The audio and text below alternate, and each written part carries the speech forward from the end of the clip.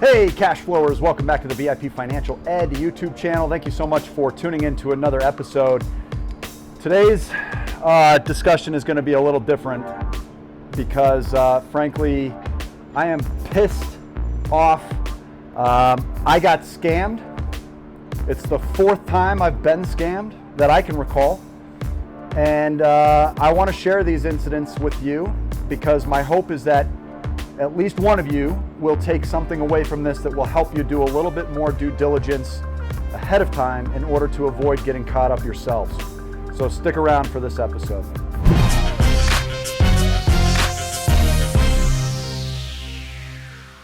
All right, guys, welcome back.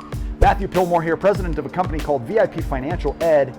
Been in business now for about 2 decades, was an entrepreneur my whole life, grew up really just interested in doing business. And when you're in business and you're trying to network, sometimes you come in contact with some pretty bad hombres, as they say.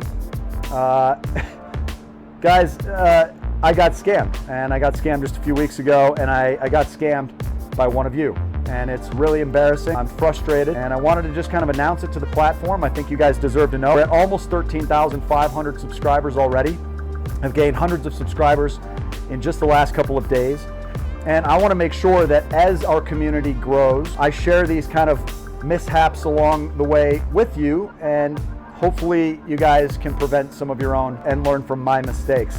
So we ran a drone contest last month, and we're going to continue to run contests. This is not going to prevent us from doing that. This contest ended up with a winner I was very excited about. A guy out of LA, been following us for a little while, and was really excited about winning this drone and was going to use it for a really great purpose. He wants to use it for disaster relief and homeless efforts, and those are 2 big things that have been important in my life in many ways. And I was just thrilled to see that he was the guy that took the win. And we were reached out to by this individual with his address in order to ship the drone. Now, without paying close enough attention, we went ahead and shipped the drone to the address that was requested, only to later realize that the individual requesting the drone had been an impersonator of the actual winner, and we shipped the drone to a con artist. And this person ultimately ended up getting and signing for that drone using the actual winner's name.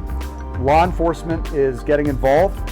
We do anticipate that this will get resolved. However, where it stands right now is just, there's a lot of embarrassment on our part, and we did end up having to replace the drone for the actual winner, and he was thrilled. But, that was lesson learned, that not everybody's going to be honest. Even inside this community, there are people that are out to take advantage. So I want to give you a glimpse of the other times that I was scammed, and maybe you guys will encounter this in the future and will recognize it and be able to avoid it. It should at least play a role in any other type of scam. And I'm going to give you a takeaway that hopefully will help. But the first time was many years ago when Facebook was relatively new. And one of my closest friends, Melissa, was posting that she was going to be traveling internationally. Her Yahoo account was hacked, and I received an email from Melissa directly by this con artist explaining that Melissa had been mugged, everything that she had was stolen, she needed my help, she needed me to wire her money right away, that the American embassy was willing to help, but she needed money for transportation home, and she would repay me as soon as she got here. I immediately went into action. I jumped on the Western Union website, filled out all the forms, had $3,000 one click away from being sent, when something just rubbed me the wrong way. My spidey senses kicked in, and I realized that something seemed off. So I went ahead and asked the person emailing for Melissa's dog's names. And if she knew, obviously, then I would send the money. The impersonator of Melissa then went on to argue with me and aggressively insist that I was holding up the process and that there weren't any time for games. And and they refused to answer the question and provide the dog's names based on my request. And I insisted. I said, listen, before I feel comfortable sending this, it shouldn't be that difficult for you to go ahead and just share their names. It'll only take 1 second. I'm not wasting time. Again, the individual refused, at which point I knew this wasn't Melissa. I finally reached out to Melissa, and I eventually heard back, and she said, absolutely not. Travels are going fine. I haven't been mugged. But guys, this is a really important idea here to take away. I'm under the impression that broadcasting publicly on social media channels when and for how long you're going to be away from home, that's a really bad idea. Now, obviously, this is a little different crime than somebody burglarizing your home, but that opens the door to being very vulnerable. So I would recommend, if you're planning to travel, make your announcements upon your return. Share your photos once you're home. Let people know that you're back. Don't announce to the world that you're leaving town. Next, I was also scammed just last year when arriving in a hotel in Austin, Texas, where I was presenting for their Real Estate Investor Association. I received a phone call from the front desk of my hotel saying there was a problem with my card and they needed to rerun the numbers again. I had heard about this scam before, and it triggered me. I recognized that what was going on seemed unlikely, so I went ahead and indicated I was on another call on the other line and I needed to go ahead and give them a call back at the front desk in a few minutes. I went ahead and called the front desk, asked if there was in fact an issue, and of course there wasn't. So had I provided those account numbers, of course there would have been a situation. Now, you've got to know when somebody has misused your account or abused it or stolen your information, because the faster you catch it, the more quickly the banks can jump into action and take care of you. In fact, you can dispute those charges, and in most cases, you're protected by your banking institutions. But the longer it goes on without being recognized, the further along identity theft has gone, the harder it is to mitigate. So you've got to recognize it quickly in order to reverse the negative side effects of somebody taking your identity. The fourth and final time that I can recall being flat out scammed was by a Ponzi schemer. And this was somebody that reached out to us. We were having a great deal of success back in 2008 and 9, and he wanted to invest in the company. He offered us about $135,000 to purchase just 5%. At the time, we were interested in partnering with some financial backing. We had some growth ideas and we were excited about it. It was the first time we had ever accepted any type of investment, selling shares in the company, and we did our homework. We looked at his Morningstar rating, had a perfect Morningstar rating, and everything was going fine. He was actually paying us in monthly installments of between $10,000 and $15,000. Less than 1 year later, we received an article from one of our coaching members saying, "Don't you know Bob?" And I read the article only to find out that this guy, Bob Stinson, had actually been performing a Ponzi scheme and had taken investors' money and invested it into our business, a portion of what he had taken, which in total was $17 million. And he was later charged. Everything was frozen. He was convicted and was sentenced to 33 years in prison. We were then sued by the state of Pennsylvania for the investment that Bob had put into the company, and we willingly cooperated and went ahead and gave back the money that he invested.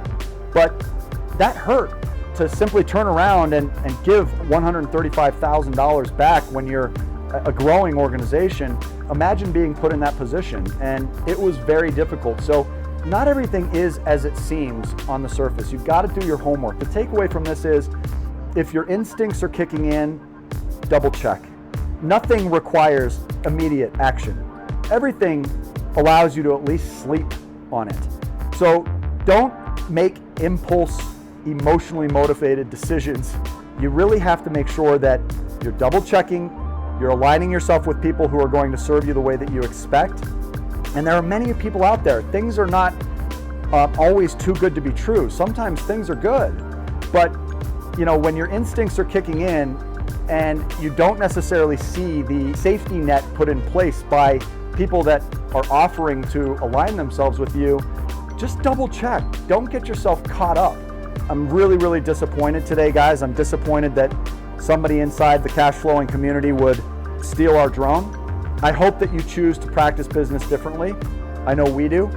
And guys, that's it for today's episode. I hope that at least somewhere along the line, this information encourages somebody to at least double check or think about something twice before just simply moving forward, and avoids getting you into any hot water. I appreciate your attention to this channel. If you haven't done so already, subscribe.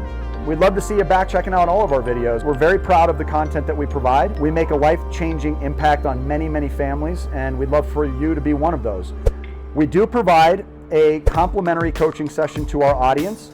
In order to benefit from that and have our specialties really work for you, you've got to have at least $500 per month in average leftover cash flow. That's after all your bills are paid and after all your debts are serviced. It's important that you have at least one mortgage now or plan to get at least one within the next 18 months. And that's really where our benefits are gonna serve you the most. So before you sign up for your free coaching session, the link will be in the bio below. Make sure you select that link and visit the calendar to pick the best date and time. We do have a 3 to 4 month wait right now for those coaching sessions. And I very much appreciate your patience. It just goes to show you how popular these are and how much benefit people are getting from them. There is a way to fast track, however, and if you are interested in just moving past the line and getting started with a one-on-one expert that can work with you and help you make all the right decisions, help you avoid really expensive mistakes, then select that quick start option from the drop-down, and you'll be able to jump to the front of the line by simply enrolling and paying for the coaching. It is the best price you can get to be a quick start member. We also offer that pricing discount to our civil servants and military servicemen and women. Guys, we have the greatest level of respect for you. Just worked with a firefighter, and I'm so excited. Had a really awesome conversation with him and his wife. She's a teacher. We just really respect what you guys are out there doing to keep us all safe, to keep us all educated. Thank you.